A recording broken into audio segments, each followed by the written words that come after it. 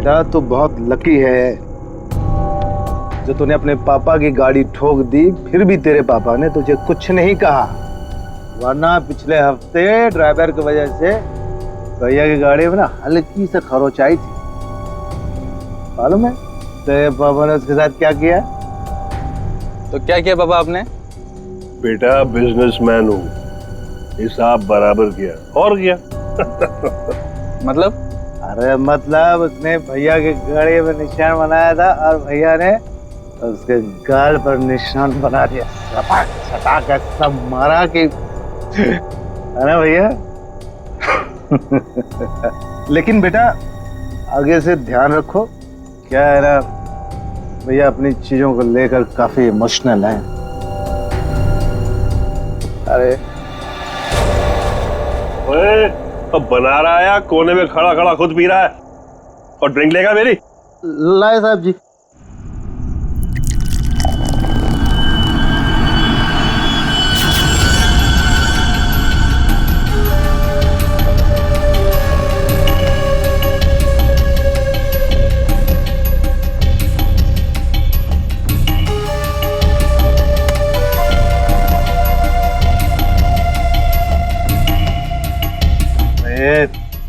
इतना कांप क्यों रहा है? हाँ संभाल के रख।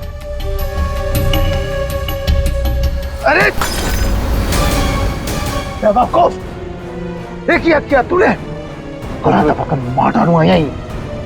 साहब बैठ जा बैठ जा।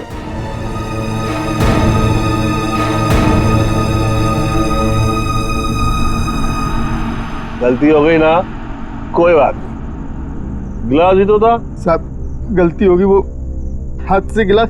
फिर वही बात, भाई कांच का टुकड़ा तेरे से ज्यादा कीमती थोड़ी ना है।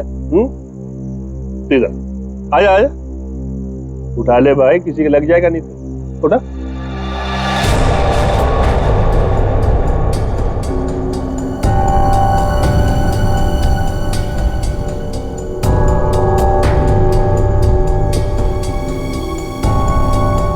ओए, ये ग्लास ना एक बॉक्स में दर्जन भर मिलते हैं, लेकिन तू तो एक ही है, इकलौता मेरा वफादार। हाँ? लेकिन तुझ जैसे दर्जन भर भी बेच के आओ ना, बदले में ऐसा एक भी गिलास नहीं मिलने वाला, समझा? अभी मेरी पगार में से काट। ये जो तूने किया है ना, उसके बाद तुझे पगार देने वाला कौन है? अब बड़े बड़े मुंह क्या देख रहा है? चल जाके दूसरा ड्रिंक बना के ला, चल। सुन, इस बार ग्लास संभाल कर लाना, वरना टूट गया ना तो तुझे भी बसंती के कांच के टुकड़ों पर नचाऊंगा। हेलो हेलो, अरे कौन बोल रहा है? आपके कपड़े चेंज करवा देता हूँ। तू ठीक करा, चल चल चल चल। हेलो, और मुंह में जुबान नहीं है क्या? हेलो हेलो, अरे बोलो कुछ।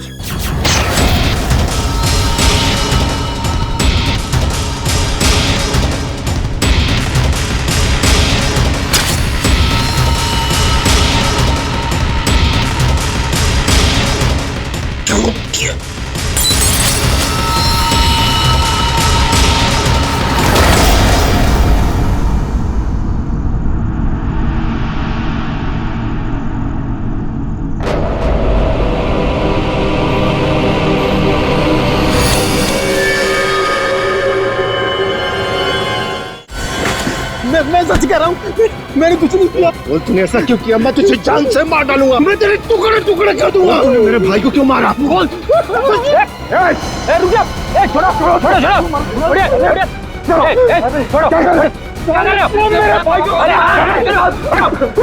इसने मेरे भाई का खून। सब शांत हो जाओ, हमें अपना काम करने दो, सब कुछ सामने आ जाएगा, समझा?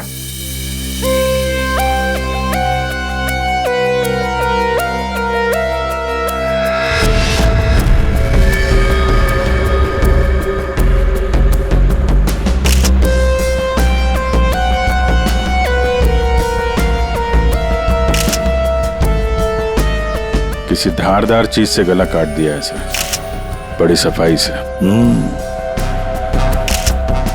और तो कहीं कुछ दिख नहीं रहा है। बेचारे को अपने आप को बचाने के लिए वक्त भी नहीं मिला होगा। गले की ऐसे नस काट दिए एक झटके में खत्म। है तो कोई अंदर वाला ही आदमी साहब।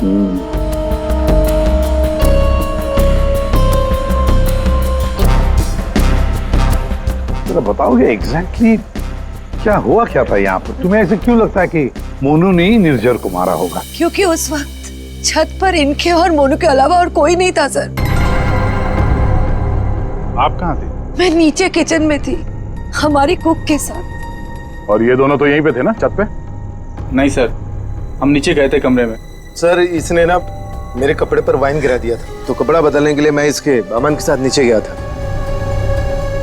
तो मतलब कुछ देर के लिए तुम लोग जब गए थे नीचे, तब किसी ने निर्जर को मारा है? अरे सर किसी ने नहीं, इसने मेरे भाई का खून किया। इसने मेरे भैया का वाइन का गिलास इसने तोड़ दिया, तो भैया ने इसे मारा और बदले में इसने मेरे भैया का खून कर दिया। इसने ही खून किया सर। मैंने नहीं मारा साहब जी को। मैं तो दूसरा गिलास लाने के लिए गया था, तो साहब पे मेरे सामने हमला हो गया और डर के मारे मेरे हाथ से गिलास छूट गया। मैं सच कह रहा हूँ साहब, मैंने नहीं मारा। तुमने हमला होते हुए देखा था? जी साहब। सर आप इसकी बातों में बताइए, ये बकवास कर रही है। सर मैंने कहा ना सर, इसने ही खून किया सर। इस शकल से खून ही लगता है। नहीं साहब, मैंने खून नहीं किया साहब। हमें पहली बार थोड़ी ना मारे थे। 10 साल से उनकी गालियां खा रहा हूँ, कि मार खा रहा हूँ। यही मेरी जिंदगी थी। मेरी हिम्मत कहाँ की मैं साहब को? नहीं साहब, मारना तो दूर, मैंने हाथ तक नहीं लगाया। मैं सच कह रहा हूँ साहब। तो किसने मारा मेरे पति को? भगवान ने मारा। क्या बोला? भगवान ने मारा? मैंने कहा ना सर, ये बकवास कर रही है। एक मिनट, क्या बोल रहे हो तुम? भगवान ने मारा? क्या मतलब क्या है तुम्हारा? है? वो तो नहीं पता साहब। साहब मेरे सामने खड़े हुए थे और देखते ही देखते उनका गला कट गया।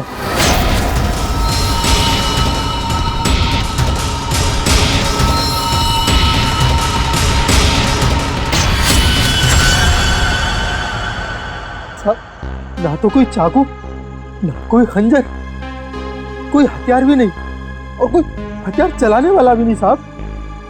कोई हथियार नहीं था? हाँ साहब, अचानक से उनका गला कट गया। उनको किसी ने छुआ भी नहीं।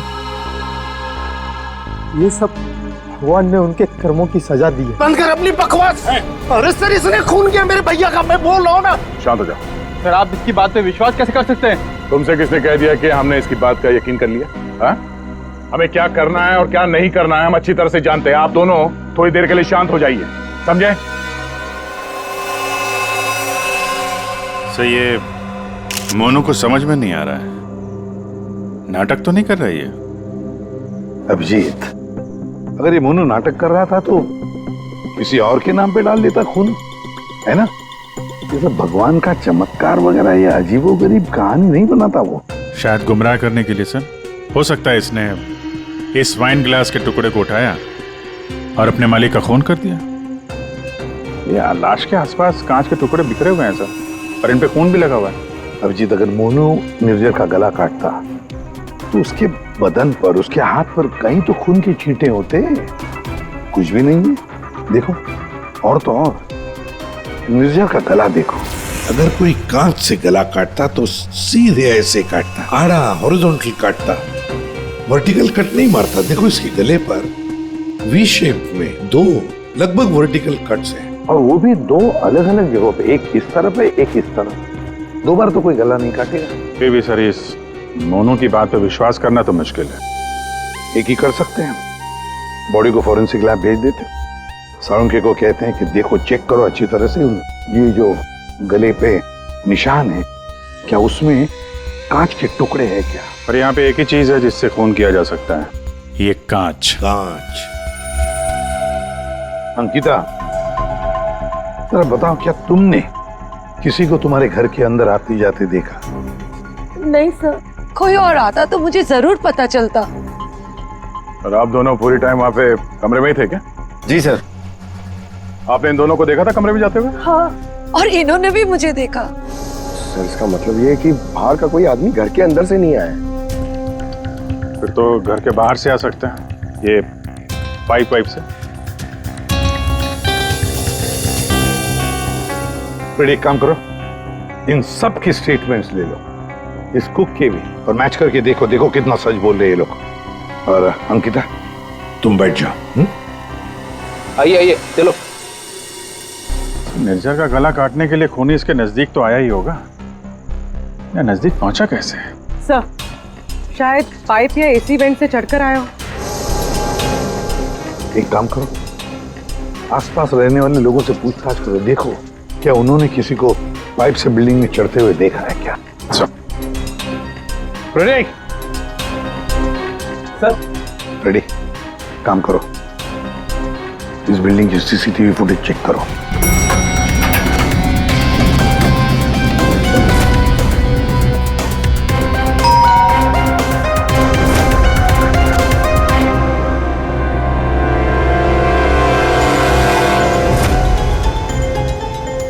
इसमें तो कुछ दिख नहीं रहा, फिर खूनी ऊपर पहुंचा कैसे? इस बिल्डिंग को 20 फ्लोर है, शायद खूनी ने 8-10 फ्लोर के बाद बाहर से चढ़ना शुरू किया होगा। हो सकता है सर, शायद इस वजह से बाहर कैमरा में आया नहीं। जी आप? मैं इंस्पेक्टर दया, सीआईडी से। यहाँ आपके बगल वाले बिल्डिंग के छत पे एक आदमी का खून हुआ है। मैं आपसे ये पूछने आया कि आपने या आपके घर में किसी ने कुछ देखा है क्या? जी नहीं, मैंने तो कुछ नहीं देखा, लेकिन हाँ, मेरा बेटा बन्नी कह रहा था कि उसने वहाँ कुछ देखा है। क्या क्या देखा है उसने? आप अंदर आइए ना प्लीज। अरे सुनो। क्या हुआ? कौन है?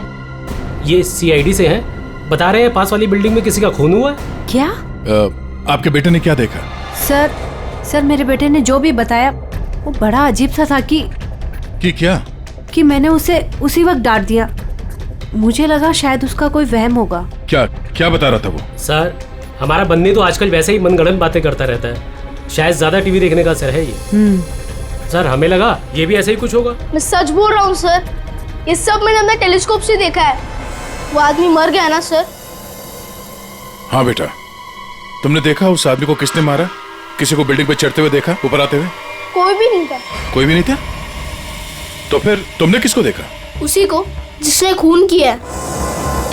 किसने खून किया? एक बहुत बड़े बैट ने। बैट ने मतलब चमगादड़ ने? हाँ, ये सब मैंने अपने टेलीस्कोप से देखा है। मैं रोज रात को अपने टेलीस्कोप से स्टार्स को देखता हूँ। चलिए आपको भी दिखाता हूँ। चलो दिखो। मैंने ये सब यहाँ से देखा सर। यहाँ से? हाँ।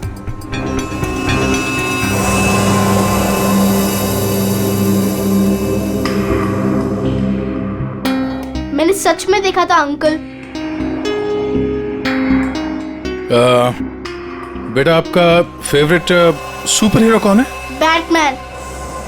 ओह, बैटमैन। ठीक है, आपने आज सीआईडी की बहुत मदद की। Thank you. मैं चलता हूँ। Thanks. Thank you sir.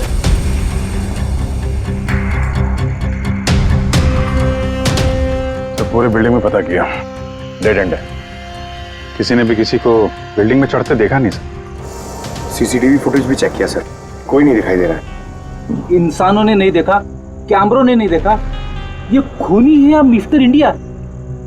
Ready, ये खूनी कांच की तरह है, कांच की तरह ट्रांसपेरेंट, पारदर्शी।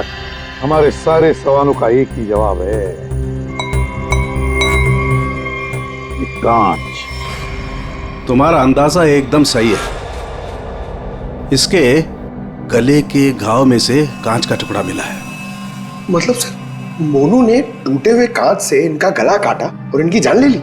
हाँ, लगता तो वैसे, मगर पता नहीं क्यों मेरा मन कहता है कि जो दिखता है ये केस वैसा नहीं है। बिल्कुल तुम्हारी बातों की तरह से। हाँ? नहीं, मेरा कहने का मतलब ये था कि वाइन ग्लास के कांच के टुकड़े को और उसके घाव में से जो कांच का टुकड़ा मिला उसको, दोनों को मैंने अच्छी तरह से टेस्ट किया।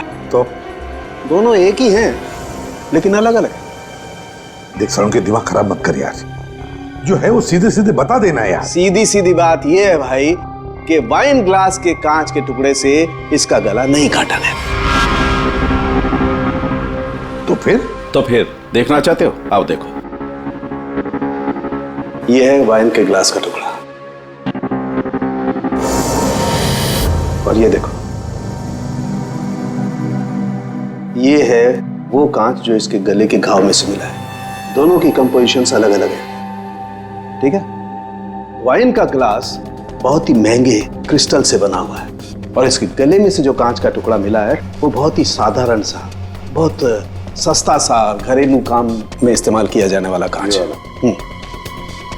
वाइन ग्लास के कांच से खून नहीं हुआ है, इसका मतलब है कि मोनू ने खून नहीं किया। लेकिन हमें वहां पे तो दूसरा कोई कांच का टुकड़ा मिला ही नहीं। यार सड़न के, अगर वाइन ग्लास के कांच से नहीं गला काटा है तो फिर कौन से ग्लास से काटा है? एक और बात, ये जो कांच का टुकड़ा इसके गले में से मिला है, उस कांच के टुकड़े पर काले रंग की डाई और गोंद मिला है, गम। काले रंग की डाई? कौन? जिसने खून किया वो वहां नहीं था, जिस कांच से खून किया वो भी वहां नहीं था। अब मैं यहां हूं कि मैं भी नहीं हूं। काले रंग की डाई और गोंद, ऐसा कौन सा कांच होता है? किससे काटा होगा? और उसी कांच से काटा तो क्यों काटा? अभी काटने की बात की ना तुमने, पतंग के मांझे से भी तो काटा जाता है। क्या मतलब तुम्हारा? मतलब साउंड के बचपन में तूने कभी पतंगे उड़ाई हैं? नहीं, मैं बहुत स्टूडियस बच्चा था। तेरी की यार, हम सब ने पतंगे उड़ाई है, और पतंगे काटी भी है दूसरों की, मांझे से, पतंग के मांझे से। उसके ऊपर कांच का चूरा और गोंद लगाई जाती है मांझा बनाने के लिए। लेकिन पतंग के मांझे का कांच इसके गले में कैसे पहुंचा होगा? सर, वो बच्चा बनी, वो कह रहा था कि उसने टेलीस्कोप में एक बड़े से बैट को इस आदमी को मारते हुए देखा था। बैट को? चमगादड़? हाँ सर, वो बैट जैसा कुछ हो सकता है, कुछ और हो। जैसे कि पतंग काले रंग की? हाँ यार, पतंग। हाँ, हमने सुना है ना कि पतंग के मांझे से हाथ कट जाता है। हाथ कट सकता है तो फिर गला क्यों नहीं कट सकता? मतलब किसी ने पतंग उड़ा के इस निर्जर का खून किया है। दया, मांझे से ही क्यों यार? अगर सामने वाली बिल्डिंग में खड़े रहकर गोली भी चलाता तो भी मर जाता है। मांझे से ही क्यों? पतंग के मांझे से ही क्यों? फिर है कौन ये पतंगबाज जिसने ये किया है? अभिजीत, ये निर्जर जब मौत हुई तब यहां खड़ा था, है ना? लगभग हाइट इतनी है। पंकज, जरा आओ तो। और सर, फिर उसके गले पे 2 निशान पड़े, ऐसे। और अगर खूनी पतंग उड़ा रहा था तो फिर यहीं कहीं खड़ा होगा, उस तरफ। लेकिन सर, ये मांझा एकदम सीधे तो नहीं रहता, हवा में हिलता रहता है। तो इसीलिए तो ये हम तय नहीं कर सकते कि खूनी कहाँ खड़ा होगा, किस तरफ खड़ा होगा। हवा का भी पता नहीं रहता ना सर, कभी इस तरफ बहती है तो कभी उस तरफ बहती है। वो कहते हैं ना सर कि रुख हवा का हो जिधर का उधर के हम है। और जिधर हवा का रुख पतंग का भी वही है। भाई, पतंग उधर से ही उड़ेगी ना जिधर से हवा चल रही है। सर, कल रात हवा किस तरफ चल रही थी? अभी पता लगाते हैं। हेलो हेलो, हाँ, मौसम विभाग जी। हमें सीआईडी से एसीपी प्रद्युमन बोल रहा हूँ। हाँ सर, बोलिए। अगर एक इंफॉर्मेशन चाहिए, कल रात 1 बजे हवा किस डायरेक्शन में चल रही थी, किस दिशा में चल रही थी हवा? सर, कल रात 1 बजे हवा साउथ ईस्ट की तरफ चल रही थी sir. Okay, thank you. South east की तरफ से हवा चल रही थी। अगर हवा साउथ से आ रही थी तो खूनी भी साउथ में ही होगा, पतंग यहाँ पर थी, और इस वक्त भी हवा साउथ से ही आ रही है। साउथ मतलब यही बिल्डिंग है, 1 2 3। ये निर्जर के गले पर जो मांझे के निशान है, घाव के निशान है, वो काफी वर्टिकल है, यूं ऐसे है। तो इसका एक ही मतलब हो सकता है कि मांझा नीचे से ऊपर की तरफ आया था। सर, मतलब पतंग जिस बिल्डिंग से चगा रहे थे वो इस बिल्डिंग से छोटी थी हाइट में? हाँ पंकज, एग्जैक्टली। छोटी बिल्डिंग तो ये है सर, ये 1 और वो 2 और वो 3। साउथ ईस्ट तो सर वो बिल्डिंग वन विहार। खूनी उसी बिल्डिंग में खड़ा होगा, वन विहार में। लेकिन सर, कंफर्म कैसे करेंगे? पतंग उड़ा के करेंगे। पतंग उड़ा के? हाँ अभिजीत। अच्छा एक बात बताओ, तुम में से किस किस को पतंग उड़ाना आता? सर मैं बहुत अच्छी उड़ाता था। सर पतंग उड़ा ले। अच्छा, लेकिन इस बार नहीं। इस बार पतंग मैं उड़ाऊंगा, क्योंकि हर बार तुम लोग मजे लूटते हो हर बात में। मतलब सर आप पतंग उड़ा के पंकज को मारने की कोशिश करेंगे? ये क्या बोल रहे सर आप? डरते हो पंकज? ये तुम एक सीआईडी ऑफिसर हो, मरने से डरते हो? सीआईडी ऑफिसर वो होता है जो देश के लिए, लोगों के लिए अपनी जान निछावर करता है। चाहे पतंग से गला काट के ही क्यों नहीं। क्या बोल रहे हो सर? चढ़ जा सूली पे चढ़ जा सर। होता है कभी कभी। प्लीज चढ़िए। चलो चलो।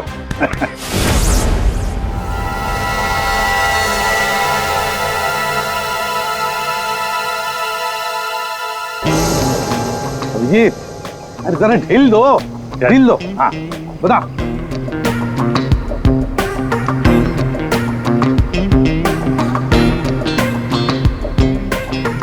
वाह सर वाह।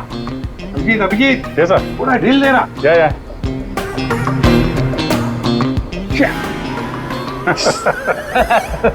अभिजीत सर की पतंग कट गई। हाँ हाँ।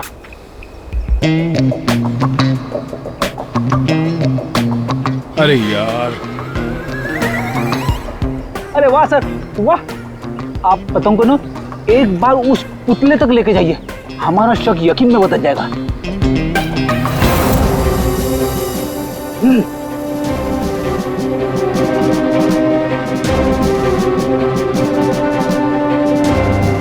अरे नहीं यार, फ्रेडी पकड़ लो। ये नामुमकिन है। कितनी सारी चीजों का ध्यान रखना पड़ता है, हवा की दिशा, फिर वो एंगल, हाइट। सर अगर आपसे नहीं हुआ तो मुझे नहीं लगता ये पॉसिबल है। मगर सर सारुके साहब तो श्योर थे, गर्दन मंजे से ही कटी है। सर हो सकता है मांझा ही हो, पतंग हो ही ना। इस निर्जर के केस को किसी और तरीके से सुलझाना पड़ेगा। कोई और तरीका? हाँ, निर्जर की मौत से किसको सबसे ज्यादा फायदा हो सकता है, उसे ढूंढना पड़ेगा। सर अगर आपकी परमिशन हो तो ये सब प्लान चेंज करने से पहले मैं किसी के आदमी से बात करना चाहता हूँ। किससे? नाम तो नहीं मालूम, ढूंढना पड़ेगा सर उसे।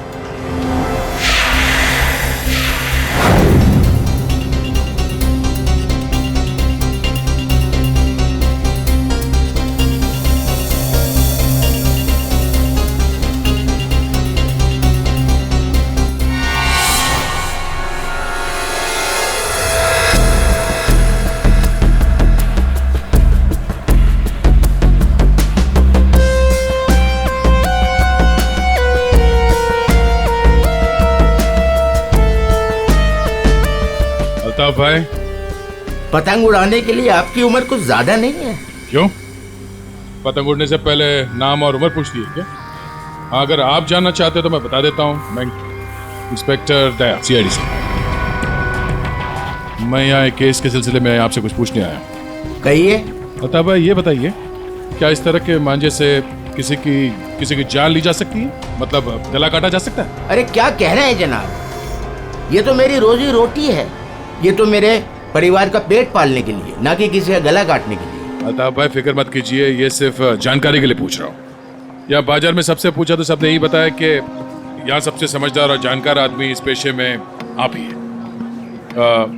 मेरे सवाल का जवाब देंगे आप?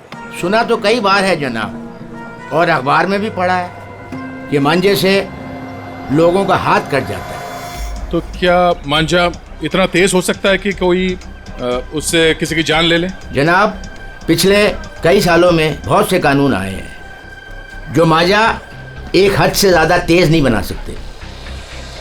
अब इसी को देख लीजिए, आजकल ऐसे मांझे बनते हैं रुई के, कांच के नहीं, और सस्ते से सस्ता है और उड़ाने में भी उतना ही मजा आता है। अल्ताफ भाई कोई तो होगा जो इतनी तेज मांझा बनाता है, कांच वाला, और लोग खरीदते भी होंगे।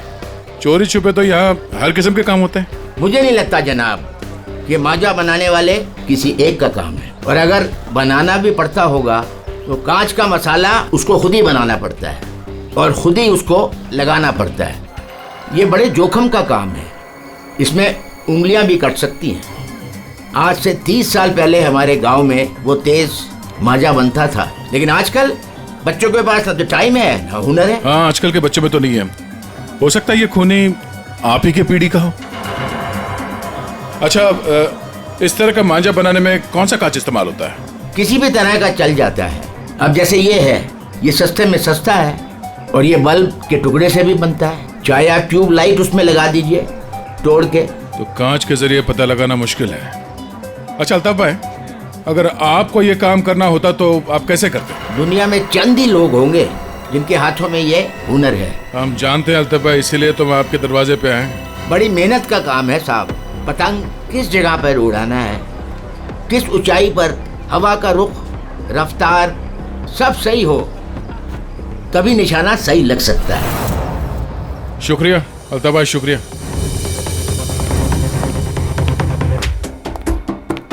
सर, सर ये वो लोगों की सस्पेक्ट लिस्ट है जो निर्जर को मार सकते हैं।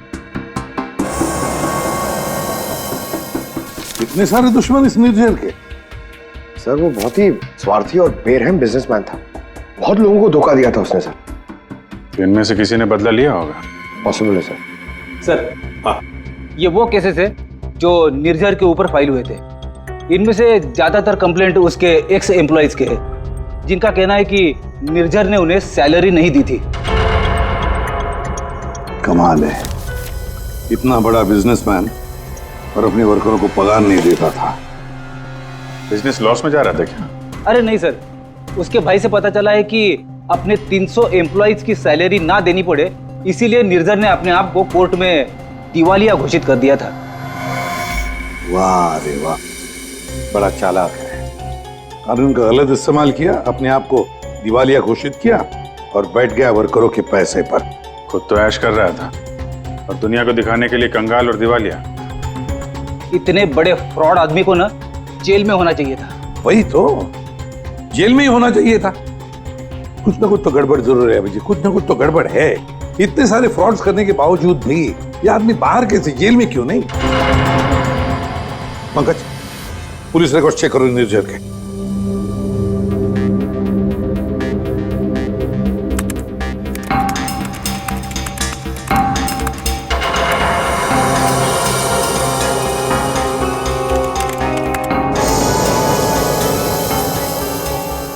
सर पुलिस रिकॉर्ड तो है। क्या? 5 साल पहले निर्जर कस्टडी में लिया गया था सर। ये मगर सर सिर्फ 1 घंटे के लिए। क्या? सिर्फ 1 घंटे के लिए? कमाल है सर, 1 घंटे के लिए कौन जेल में जाएगा? इतना बड़ा फ्रॉड किया और सिर्फ 1 घंटे के लिए? ओ सर, ये फ्रॉड के लिए तो अंदर गया ही नहीं था, हिट एंड रन केस के लिए गया था। किसको उड़ाया इसमें? ज्यादा डिटेल्स तो दिख नहीं रही इसमें।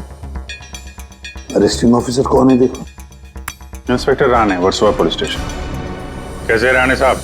हाँ ठीक है, बोलिए। जरा ये फोटो देखो राणे। इसका नाम निर्जर है और 5 साल पहले आपने किसी केस में अरेस्ट किया था इसे। हाँ याद है मुझे, इसे तो हमने हिट एंड रन केस में पकड़ा था। एक्सीडेंट? किसका एक्सीडेंट हुआ था? एक बच्चे का एक्सीडेंट हुआ था, मगर बाद में पता चला कि गलती बच्चे की थी। बच्चे की गलती? कैसे? बच्चे भागते हुए अचानक रोड पे आ गया और इस कार से टकरा गया। अच्छा, अचानक भागते हुए आया। क्या हुआ क्या था? कोई इसको दौड़ा रहा था या वो किसी का पीछा कर रहा था? सर पतंग के पीछे। पतंग? हाँ सर, वो ऊपर देख के भाग रहा था पतंग पकड़ने के लिए। उसे पता ही नहीं चला कि कब वो रोड पे आ गया। वैसे बड़ी अच्छी याददाश्त है आपकी। इतने सालों के बाद भी आपको निर्जर केस के बारे में सब कुछ याद है? सर ऐसे बेरहम इंसान को कौन भूल सकता है? बेरहम? क्यों? माना एक्सीडेंट में उनकी गलती नहीं थी, कम से कम देखना तो चाहिए था ना कि बच्चे का क्या हाल हो गया। उसको बच्चे से ज़्यादा इम्पोर्टेंट था टाइम पे मीटिंग में पहुंचना। उस बच्चे का बाप अभी भी याद है मुझे। क्यों, कुछ किया था क्या उसने? कुछ नहीं। कुछ नहीं मतलब? सर कुछ नहीं किया, इसीलिए तो याद है। ना कुछ कहा ना कुछ सुना। जब उसे पता चला कि निर्जर को छोड़ना पड़ रहा है तो पुलिस स्टेशन के बाहर ऐसे खड़ा रहा जैसे सांप सूंघ गया हो, जो कोई फर्क नहीं पड़ा हो। फिर वो चला गया। उसका फोटो तो होगा ना आपके पास? सर वो ओपन एंड शेड केस था। एक्सीडेंट साबित होने के बाद कोई इन्वेस्टिगेशन करने की जरूरत ही नहीं पड़ी। अच्छा, नाम वाम तो लिखा होगा ना उसका कहीं? हाँ सर, 1 मिनट। मतलब वो निर्जर के इसकी फाइल देना।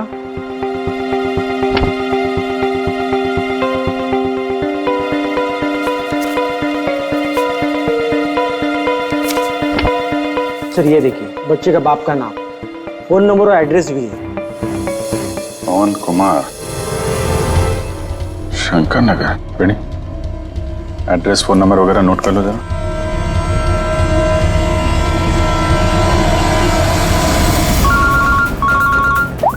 हाँ अभिजीत, तो वो निर्जर के हिट एंड रन केस से एक लीड मिला है। एक्सीलेंट। एक बच्चे की मौत हुई थी, उसके पिता का नाम और एड्रेस मिला है सर। बस फिर अभिजीत, उसके माता पिता से जाकर मिलो, अच्छी तरह से पूछताछ करो। Yes sir. Okay sir. Ready sir. तुम जरा राणे साहब के साथ मिलके उस पवन कुमार का स्केच बनवा लो, तब तक मैं उसके घर जाके देखता हूँ। क्या हुआ साहब? आज सुबह पतंग उड़ा के गए, फिर पूछताछ भी की, अब क्या हो गया? ये आप लोग इतने ही हो? यहाँ पे तो 5 गार्ड लिखे हैं, ये 5वां कहाँ है? हाँ साहब, शंकर आया था कुछ महीने पहले नौकरी पे, फिर अचानक साहब आज सुबह नौकरी छोड़ के चला गया। नौकरी छोड़ के चला गया क्यों? पता नहीं साहब, वो गांव से उसके लिए कोई बुरी खबर आई थी तो बिना बोले साहब चला गया सब। कल रात जब खून हुआ तो शंकर तो था, उसके बाद घर गया है। ओहो। अच्छा, इस शंकर का फोटोग्राफ है या एड्रेस वगैरह तो होगा ना आपके रिकॉर्ड्स में? फोटो तो नहीं है साहब, लेकिन हाँ एड्रेस लिखा हुआ है साहब, ये देखिए।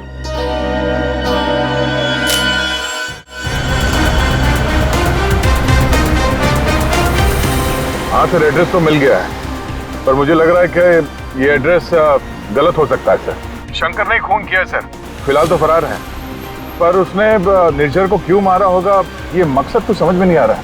सर, ये पवन कुमार के घर में तो ताला लगा हुआ है। पड़ोसी बता रहे थे कि बच्चे के एक्सीडेंट के 2-3 साल के बाद उसकी माँ ने उसके गम में आत्महत्या कर ली। और ये पवन का क्या हुआ? सर, वो तो 3 साल पहले ही घर छोड़ के चला गया, उसके बाद से वापस नहीं लौटा। मुझे तो इसी पे शक है सर। 1 मिनट अभिजीत, ये पवन 3 साल पहले घर छोड़कर चला गया और फिर अचानक अब जाग उठा बदला लेने के लिए? क्या कर क्या रहा था 3 साल तक? एक मिनट अभिजीत, ये पवन अपने घर से कितने साल से गायब है? ये 3 साल पहले। क्यों 3 साल से? अच्छा सर, वो पवन कुमार का स्केच बनने वाला था, बन गया वो? देखता हूं।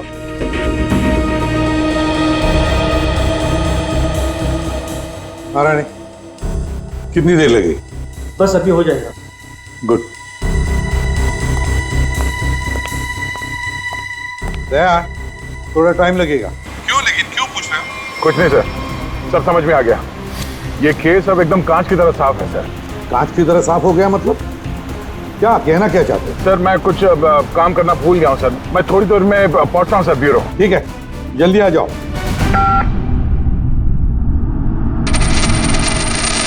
हाँ यार, आज नींद नहीं आई। अरे कैलाश, शुक्रिया। तुम्हारी वजह से आज हमने एक मुजरिम को पकड़ लिया। अच्छा हाँ, वो शंकर, उसने गलत एड्रेस लिख दिया था। उसे खुद लिखा था क्या? नहीं साहब, शंकर तो अनपढ़ है। अच्छा, तो फिर रजिस्टर में एड्रेस किसने लिखा? जी साहब, मैंने। तो यहाँ जितने भी नए गार्ड्स आते हैं उनका नाम, नंबर, एड्रेस सब तुम्हें लिखते हो? जी सर। अरे हाँ, ओह सॉरी, मैं तो भूल ही गया था, सारे रिकॉर्ड्स तो तुम ही रखते हो। कौन सिक्योरिटी गार्ड काम पे कब आता है, कब नौकरी छोड़ के चला जाता है, ये सारी तैयारी तो तुम ही करते हो। वैसे कैलाश, कितने साल से नौकरी कर रहे हो इस बिल्डिंग में? हाँ साहब, 3 साल से। 3 साल से? 3 साल से वो खूनी भी गायब है।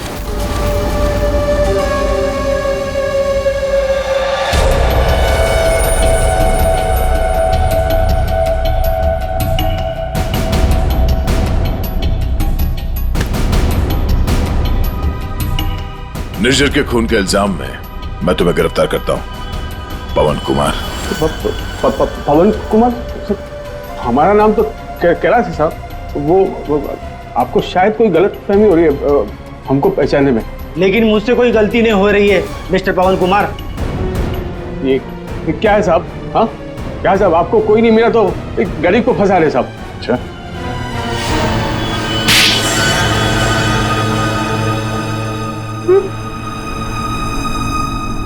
हाँ सर, मैंने मारा निर्जर को। उसने मेरे बच्चे की जान ली सर। मेरे संजीत को अपनी गाड़ी के नीचे कुचल दिया। मेरी पत्नी संजीत की मौत का गम बर्दाश्त नहीं कर पाए, खुदकुशी कर ली। निर्जर ने सिर्फ मेरे बेटे को नहीं मारा साहब, ये दो खून किए। उसे जिंदा रहने का कोई हक नहीं है साहब। ऐसे बेरहम नीच आदमी का मर जाना ही अच्छा था। पवन, निर्जर अच्छा आदमी नहीं था, हमें भी पता है, मगर उसने तुम्हारे बेटे को जानबूझकर नहीं मारा। गलती तुम्हारे बेटे की थी। वो खुद पतंग के पीछे दौड़ते दौड़ते निर्जर की गाड़ी के सामने आया। गलती मेरी है। मैंने उसे सिखाया था पतंग बनाना, पतंग उड़ाना, सब कुछ। उसे बहुत शौक था पतंग उड़ाने का, पतंग के पीछे भागने का। काश मैं उस दिन से रोक लिया होता।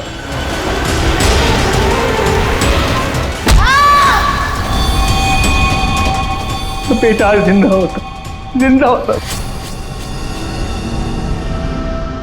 देखो, हम तुम्हारा दर्द समझ सकते हैं, लेकिन तुम्हें यह भी समझना चाहिए कि वो एक एक्सीडेंट था, लेकिन एक्सीडेंट के बाद वो मेरे बच्चे को बचा सकता था ना। क्या मतलब? जब पुलिस ने उसको रिहा किया, सर आप बच्चे को अस्पताल तो लेके जा सकते थे ना। बच्चे की हालत देखी थी आपने, खून से लथपथ था वो। अगर मेरी गाड़ी की सीटें खराब हो जाती तो कौन जिम्मेदार होता? मैंने कसम खा ली थी साहब, जिस तरह एक पतंग ने मेरी संजीत की जान ली, निर्जर की मौत भी पतंग से ही होगी साहब, पतंग से ही होगी। और इसीलिए तुमने 1 विहार बिल्डिंग में नौकरी शुरू कर दी, ताकि तुम अपना बदला आसानी से पूरा कर सको। पिछले कुछ सालों में 1 विहार में जितनी भी चोरियां हुआ करती थी, वो सब मैंने ही करवाई थी, ताकि किसी को भी छत पे जाने की अनुमति ना मिले। फिर रोज पतंग उड़ाने की प्रैक्टिस करने लगा। निर्जर पर ध्यान रखने लगा कि छत पे कब जाता है, कितनी देर रहता है। मुझे पता था कि कौन से कोने में उसका मोबाइल का नेटवर्क का टावर मिलता है। वो हमेशा बात करने वहीं आता था साहब, और मैंने सोच लिया था उसे वहीं मारूंगा। और उसे मारने के लिए मैंने मांझा बनाना शुरू कर दिया। काली पतंग बनाई, मैं तैयार था साहब, बस हवा का रुख और तेजी का इंतजार था मुझे। और एक दिन भगवान ने मेरी सुन ली, सब कुछ सही था। मैंने निर्जर के मोबाइल पे फोन किया, पतंग उड़ाई और उसका गला काट दिया। जिस मांझे से तुम अपनी जिंदगी का इंसाफ करना चाहते थे, उसी मांझे ने तुम्हारी जिंदगी की रेखा बदल दी। तुम्हें कड़ी से कड़ी सजा होगी। हाय बनी, ये आपके लिए। ये किस लिए? केस सॉल्व करने में आपने हमारी मदद की है, इसलिए हमारी तरफ से ये थैंक यू गिफ्ट। लेकिन जब तुम पतंग उड़ाओगे जरा संभाल के, तो तुम्हारी मम्मी या पापा साथ में हो तभी उड़ाना, अकेले नहीं। जैसे तुम टेलीस्कोप से स्टार्स देखते हो ना, वैसे ही जब तुम ये पतंग उड़ाओगे मैं इसे देखूंगा। प्रॉमिस? पक्का वाला प्रॉमिस।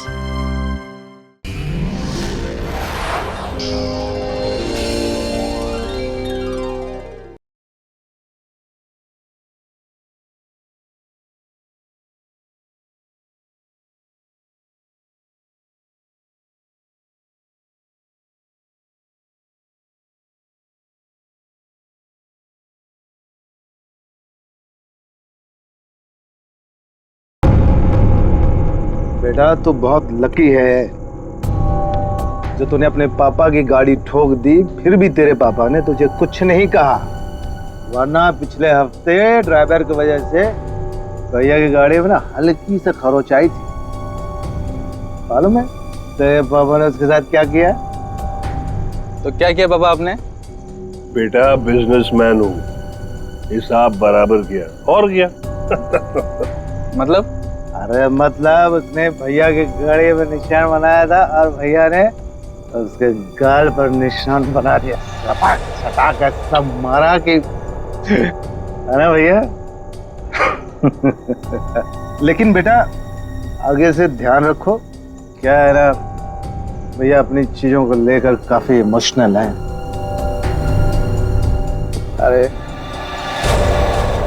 ओए, अब बना रहा है या कोने में खड़ा खड़ा खुद पी रहा है? और ड्रिंक लेगा मेरी? लाए साहब जी।